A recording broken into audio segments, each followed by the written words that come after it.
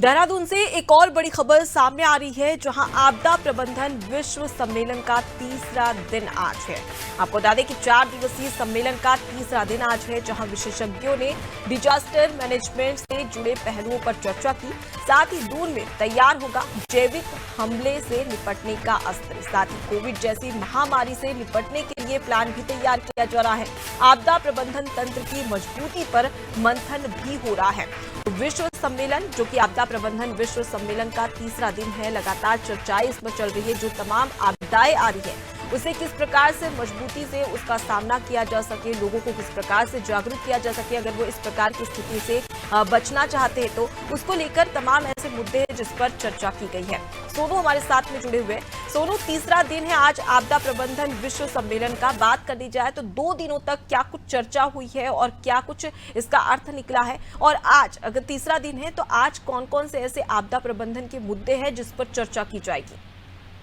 देखिए, लगातार जो वैज्ञानिक हैं और जो आपदा के सेक्टर के विशेषज्ञ हैं वो मंथन कर रहे हैं और ये सुनिश्चित कर रहे हैं कि वैश्विक स्तर पर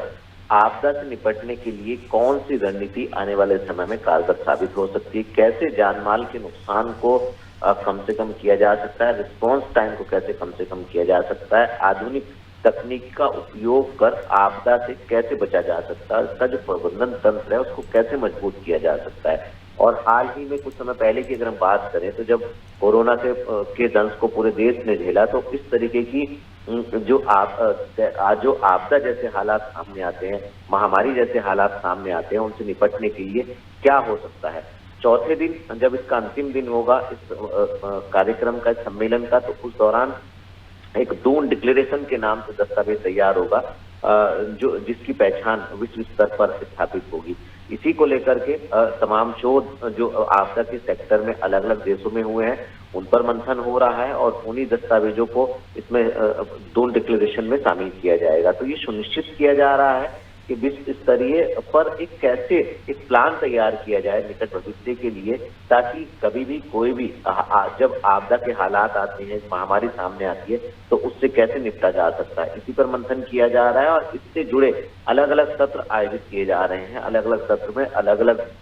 देश के जो विशेषज्ञ हैं वो अपने अनुभवों को साझा कर रहे हैं और जब इसका चौथा दिन होगा तो उस दिन ये दस्तावेज तैयार किया जाएगा और इस दस्तावेज में इन तमाम पहलुओं को समाहित किया जाएगा जिन पहलुओं पर मंथन किया जा रहा है। तो ये कहीं ना कहीं एक बहुत महत्वपूर्ण इस लिहाज से भी है, जो हिमालयी क्षेत्र हैं, जो पर्वतीय राज्य हैं, उत्तराखंड, हिमाचल और जो इस बेल्ट के जो राज्य हैं उनके लिहाज से भी, क्योंकि यहाँ की भौगोलिक परिस्थिति मैदानी क्षेत्रों की तुलना में अलग है। और ऐसे में जब उत्तराखंड के लोग कई बार आपदा का दंश झेल चुके हैं और पहाड़ी क्षेत्रों से जो उत्तराखंड का रुख करते हैं पर्यटन के तौर पर, वो भी कई बार इस दंश को झेल चुके हैं। तो ऐसे में जो आपदा प्रबंधन से संबंधित जो पहलू उन पर चर्चा की जा रही, कैसे आपदा का न्यूनीकरण किया जा सकता है, कैसे प्रबंधन तंत्र को और मजबूत किया जा सकता है, ये ऐसे पहलू हैं जिन पर चर्चा की जा रही है। और निश्चित तौर पर चर्चा के बाद एक निष्कर्ष निकल करके आएगा और जिस निष्कर्ष को दून डिक्लेरेशन के तौर पर देश और दुनिया तक पहुंचाया जाएगा। जी बिल्कुल सोनू, तो यहाँ आपदा से बचाव के लिए तो लगातार लोगों को जागरूक किया जा रहा है, लेकिन अगर हम देखें तो कहीं ना कहीं ये जो आपदा आती है पृथ्वी पर, उसके लिए मानव भी कहीं ना कहीं जिम्मेदार होता है, क्योंकि लगातार पेड़ों की अंधाधुंध कटाइयाँ हो रही है, जिसकी वजह से जंगलों में आग भी विकराल रूप लेती नजर आती है गर्मी के मौसम में। उसके अलावा अगर हम बात करें तो लगातार पहाड़ों की रानी कही जाती है मसूरी, वहाँ पर भी कंस्ट्रक्शन का काम चलता है, जिसकी वजह से तमाम जो पहाड़ है वहाँ पर भूस्खलन जैसी स्थिति भी उत्पन्न हो जाती है। तो कहीं ना कहीं हम भी इसके जिम्मेदार हैं। तो इन कारणों से बचाव के लिए और उसका आपदा का कारण ना बने मनुष्य, इसके लिए लोगों को किस प्रकार से यहाँ पर जागरूक किया जा रहा है इस सम्मेलन में? देखिए नुकमा, ये आपका बहुत महत्वपूर्ण सवाल है, क्योंकि जिस तरह से दिनों दिन आपदा का दायरा बढ़ रहा है और जिस तरह से दिनों दिन हरे पेड़ों को काटा जा रहा है और जिस तरह से लगातार बड़ी बड़ी इमारतें खड़ी की जा रही हैं, तो कहीं ना कहीं अब वो वक्त आ गया है जब खास तौर से हिमालय बेल्ट के जो राज्य हैं, हमें जब इकोलॉजिकल और इकोनॉमिकल एक संतुलन बनाने की जरूरत है। हम दावे तो बहुत करते हैं, सरकारी तंत्र,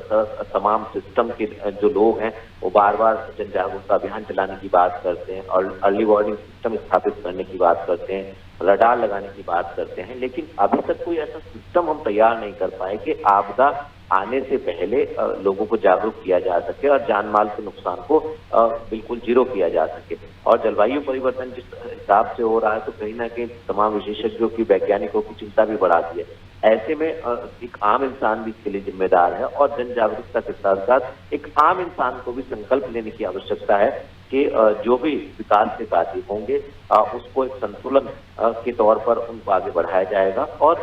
पर्यावरण का, प्रकृति का हमें संतुलन बनाना होगा और इस पर ध्यान देना होगा। और नहीं तो आज हम चिंता कर रहे हैं, आने वाले समय में ये जो हालात है भयावह स्थिति में सामने आ सकते हैं। जी बिल्कुल सोनू, तो आपदा से बचाव के लिए तो लगातार यहाँ पर लोगों को जागरूक किया जा रहा है, चर्चा की जा रही है, लेकिन जिस प्रकार से आपने भी जिक्र किया कि कहीं ना कहीं यहाँ पर एक बड़ा मुद्दा है कि आपदा का कारण मनुष्य ना बने, इसके लिए भी चर्चा होनी जरूरी है। लौटूंगी आपके पास, आगे भी आपसे बड़ी खबर पर अपडेट लेंगे। तो देखिए, आपदा प्रबंधन विश्व सम्मेलन का आज तीसरा दिन है। 2 दिनों से चर्चा चल रही है जिस पर लोगों को जागरूक किया जा रहा है कि अगर आपदा आती तो किस प्रकार से अपना बचाव किया जा सकता है, अपनों का बचाव किया जा सकता है। और आज तीसरा दिन एक बार फिर से चर्चा होगी। 4 दिवसीय ये सम्मेलन होगा जिसमें आपदा प्रबंधन को लेकर तमाम चर्चाएं होने वाली है।